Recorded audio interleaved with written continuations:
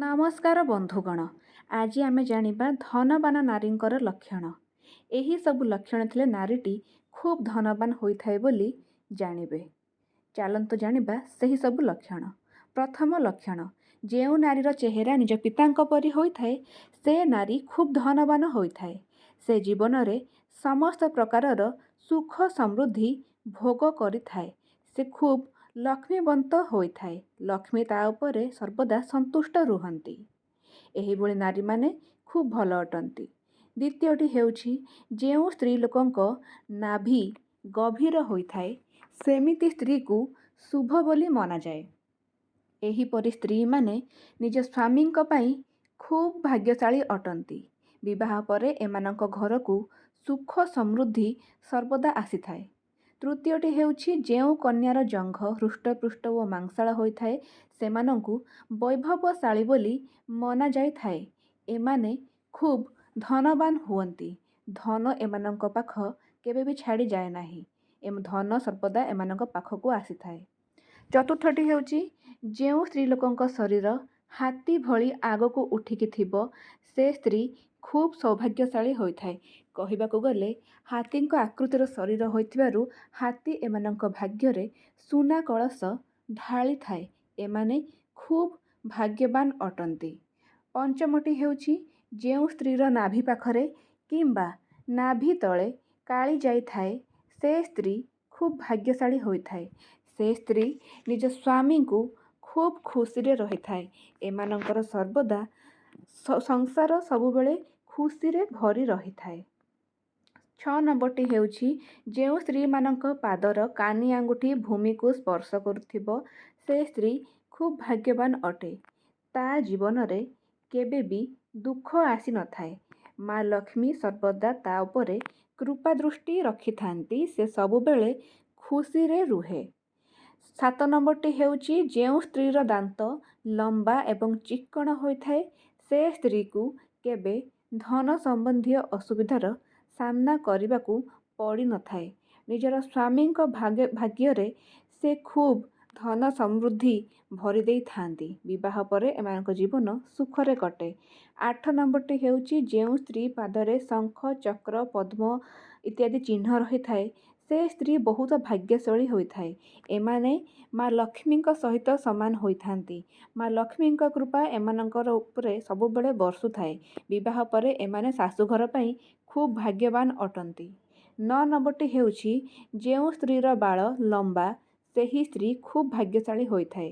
ସେ ଜୀବନରେ କେବେ ବି ଦୁଃଖ କଷ୍ଟ ପାଏ ନାହିଁ। ସେ ନିଜର ସ୍ୱାମୀଙ୍କୁ ଖୁବ୍ ପ୍ରେମ ଦିଏ ଏବଂ ତାଙ୍କ ସ୍ୱାମୀ ମଧ୍ୟ ଏହିଭଳି ସ୍ତ୍ରୀ ଲୋକମାନଙ୍କୁ ବହୁତ ପ୍ରେମ କରନ୍ତି। ଏମାନଙ୍କ ଜୀବନ ସର୍ବଦା ପ୍ରେମମୟ ରୁହେ। 10 ନମ୍ବରଟି ହେଉଛି, ଯେଉଁ ନାରୀର ଆଖି ପଦ୍ମ ପାଖୁଡ଼ା ପରି ହୋଇଥାଏ ଏବଂ ଆଖିର ଧଳା ଭାଗଟି କ୍ଷୀର ଭଳି ହୋଇଥାଏ ସେ ନାରୀ ଖୁବ୍ ଭାଗ୍ୟବତୀ ଅଟେ। ଏଭଳି ନାରୀମାନଙ୍କ ଜୀବନ ସର୍ବଦା ସୁଖରେ ବିତେ। ଦୁଃଖ ଏମାନଙ୍କ ଜୀବନକୁ କେବେ ବି ଆସେ ନାହିଁ। 11 ନମ୍ବରଟି ହେଉଛି, ଯେଉଁ ସ୍ତ୍ରୀର କପାଳ ସମତଳ ଓ ସିନ୍ଦୂର ଲଗାଇବା ପାଇଁ ସ୍ଥାନ ଉଚ୍ଚ ହୋଇଥାଏ ସେହି ସ୍ତ୍ରୀ ତା ସ୍ୱାମୀଙ୍କ ପାଇଁ ଖୁବ୍ ଶୁଭ ହୋଇଥାଏ। ଏଭଳି ସ୍ତ୍ରୀମାନଙ୍କର ଆୟୁଷ ଏବଂ ତାଙ୍କର ସ୍ୱାମୀଙ୍କର ଆୟୁଷ ଖୁବ୍ ଅଧିକ ହୋଇଥାଏ। ଏମାନଙ୍କର ଆୟୁଷ ଅଧିକା ହୋଇଥିବାରୁ ଏମାନେ ଜୀବନ ସାରା ସୁଖ ସମୃଦ୍ଧି ଉପଭୋଗ କରନ୍ତି। 12 ନମ୍ବରଟି ହେଉଛି, ଯେଉଁ ସ୍ତ୍ରୀର ବାଳ ମୟୂର ପଙ୍ଖ ଭଳି ହୋଇଥାଏ ଏବଂ କଳା ଏବଂ ଘନ ହୋଇଥାଏ ବା ଗହଳିଆ ହୋଇଥାଏ ସେ ସ୍ତ୍ରୀକୁ ଶୁଭ ବୋଲି ମନାଯାଇଥାଏ। ଲମ୍ବା ବାଳ ଥିବା ସ୍ତ୍ରୀ ଲୋକମାନେ ଖୁବ୍ ଶୁଭଙ୍କର ଅଟନ୍ତି ଏବଂ ମା ଲକ୍ଷ୍ମୀଙ୍କର ପ୍ରତୀକ ହୋଇଥାନ୍ତି। 13 ନମ୍ବରଟି ହେଉଛି, ଯେଉଁ ସ୍ତ୍ରୀର କାନ ଲମ୍ବା ଏବଂ ଚଉଡ଼ା ହୋଇଥାଏ ସେ ସ୍ତ୍ରୀ ଖୁବ୍ ଭାଗ୍ୟଶାଳୀ। ସେମାନଙ୍କର ଆୟୁଷ ବହୁତ ଲମ୍ବା ହୁଏ। ଏମାନେ ନିଜର ସ୍ୱାମୀଙ୍କ ପାଇଁ ଖୁବ୍ ଶୁଭ ସାବ୍ୟସ୍ତ ହୁଅନ୍ତି।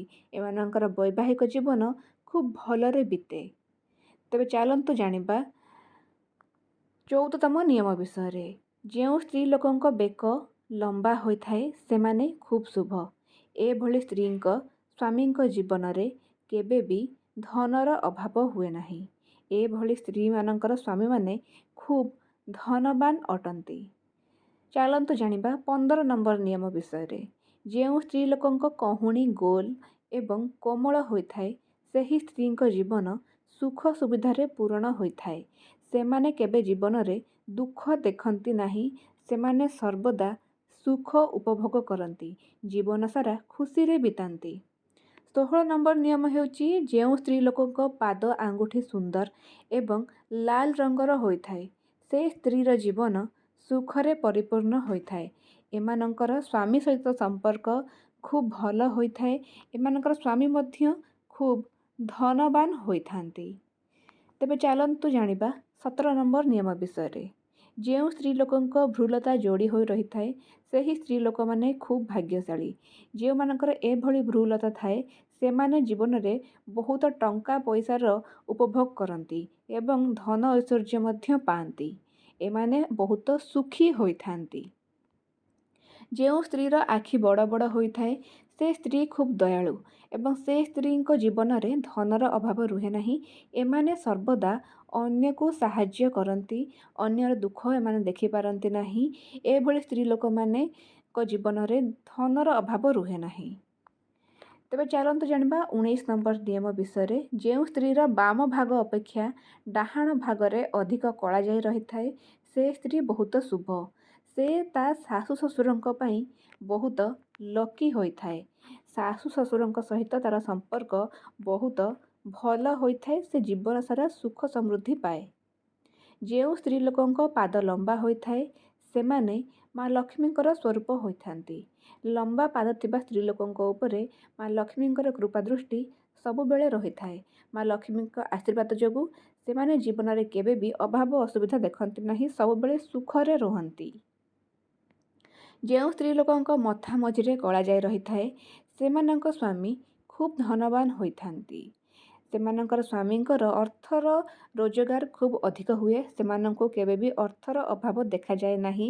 ସେମାନେ ଜୀବନ ସାରା ଅର୍ଥର ଉପଭୋଗ କରନ୍ତି। ଚାଲନ୍ତୁ ଜାଣିବା 22 ନମ୍ବର ନିୟମ ବିଷୟରେ।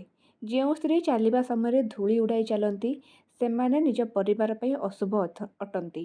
ଯେଉଁ ସ୍ତ୍ରୀମାନେ ଦୁମ୍ ଦୁମ୍ ହୋଇ ଚାଲନ୍ତି, ଚାଲିବା ସମୟରେ ଜୋର ଜୋରରେ ଚାଲନ୍ତି, ସେମାନେ ସର୍ବଦା ଅଶୁଭ ଅଟନ୍ତି। କାରଣ ଦୁମ୍ ଦୁମ୍ ହୋଇ ଚାଲିବା ଦ୍ୱାରା ମା ଲକ୍ଷ୍ମୀ ରୁଷ୍ଟ ହୁଅନ୍ତି। ତେଣୁ ଚାଲିବା ବେଳେ ସ୍ତ୍ରୀ ଲୋକମାନେ ଧୀରେ ଧୀରେ ଚାଲିବା ଉଚିତ।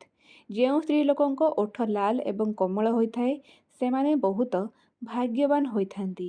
ଏଭଳି ସ୍ତ୍ରୀ ଲୋକମାନେ ନିଜ ସ୍ୱାମୀଙ୍କର ପ୍ରିୟ ହୋଇଥାନ୍ତି। ଏମାନଙ୍କ ସ୍ୱାମୀମାନେ ଏମାନଙ୍କୁ ଖୁବ୍ ଭଲ ପାଇବା ଦିଅନ୍ତି ଏବଂ ଏମାନେ ଜୀବନ ସାରା ଖୁସିରେ ରୁହନ୍ତି, ସର୍ବଦା ସୁଖରେ ରୁହନ୍ତି। ଯେଉଁ ନାରୀର ମଥା 3 ଆଙ୍ଗୁଳି ଠାରୁ ଅଧିକ ଚଉଡ଼ା ଏବଂ ଚନ୍ଦ୍ରମା ଆକୃତିର, ସେମାନେ ଖୁବ୍ ଭାଗ୍ୟବାନ ଅଟନ୍ତି। ଏଭଳି ନାରୀମାନଙ୍କର ଭାଗ୍ୟରେ ହାତୀ ସୁନା କଳସ ଢାଳିଥାଏ।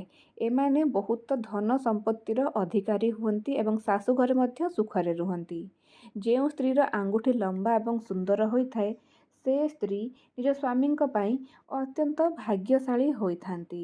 ବାହାଘର ପରେ ଏମାନଙ୍କର ସ୍ୱାମୀଙ୍କର ଭାଗ୍ୟରେ ଖୁବ୍ ପରିବର୍ତ୍ତନ ଘଟେ। ସ୍ୱାମୀଙ୍କ ଭାଗ୍ୟରେ ଅନେକ ଧନ ସମ୍ପତ୍ତି ଆସେ। ଏମାନେ ସ୍ୱାମୀଙ୍କ ପାଇଁ ସର୍ବଦା ଭାଗ୍ୟଶାଳୀ ଅଟନ୍ତି। କଳା ରଙ୍ଗର ନାରୀମାନେ ବିବାହ ପରେ ନିଜ ଶାଶୁଘର ପାଇଁ ବହୁତ ଶୁଭ ହୋଇଥାନ୍ତି। ଆମେ ସାଧାରଣତଃ ଗୋରା ରଙ୍ଗର ବୋହୂ ଖୋଜୁ, କିନ୍ତୁ କଳା ରଙ୍ଗର ନାରୀମାନେ ନିଜର ଶାଶୁଘର ପାଇଁ ବହୁତ ଶୁଭ ହୋଇଥାନ୍ତି। ଲକ୍ଷ୍ମୀ ଏମାନଙ୍କ ଉପରେ ସର୍ବଦା କୃପା ଦୃଷ୍ଟି ରଖିଥାନ୍ତି। ଏମାନେ ଲକ୍ଷ୍ମୀଙ୍କର ପ୍ରିୟ ହୋଇଥାନ୍ତି। ଏମାନେ ଖୁବ୍ ଲକ୍ଷ୍ମୀବନ୍ତ ଅଟନ୍ତି। ଯେଉଁ କନ୍ୟାମାନଙ୍କର ନଖ ଚିକ୍କଣ ଓ ହାଲକା ଗୋଲାପୀ ରଙ୍ଗର, ସେମାନେ ଖୁବ୍ ବୈଭବଶାଳୀ ହୋଇଥାନ୍ତି।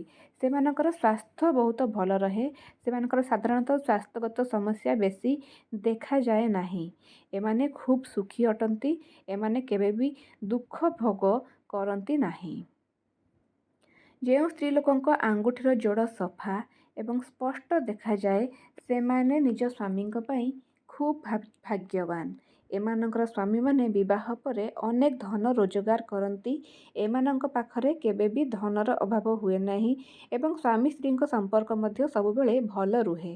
ଯେଉଁ ସ୍ତ୍ରୀର କାନ ପଛପଟେ ହାଲକା କଳାଜାଇ ଥାଏ, ସେ ସ୍ତ୍ରୀ ଧନବାନ ଓ ଭାଗ୍ୟଶାଳୀ ଉଭୟ ହୋଇଥାଏ।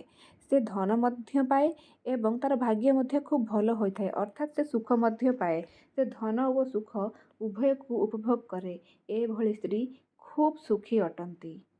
ଚାଲନ୍ତୁ ଜାଣିବା ଶେଷ ନିୟମଟି। ଯେଉଁ ମହିଳାମାନଙ୍କ ମୁହଁ ସର୍ବଦା ହସ ହସ ରହିଥାଏ, ସେମାନେ ନିଜ ଘରକୁ ସର୍ବଦା ସୁଖ ସମୃଦ୍ଧି ଆଣନ୍ତି। ଏଭଳି ମହିଳାମାନେ ଖୁବ୍ ସୁଖୀ। ଯଦି ଏହି ଭିଡ଼ିଓଟି ଭଲ ଲାଗିଛି ଆମ ଚ୍ୟାନେଲକୁ ସବସ୍କ୍ରାଇବ୍ କରି ଭିଡ଼ିଓଟିକୁ ଲାଇକ୍ ଏବଂ ସେୟାର କରନ୍ତୁ। ଜୟ ମା ଲକ୍ଷ୍ମୀ।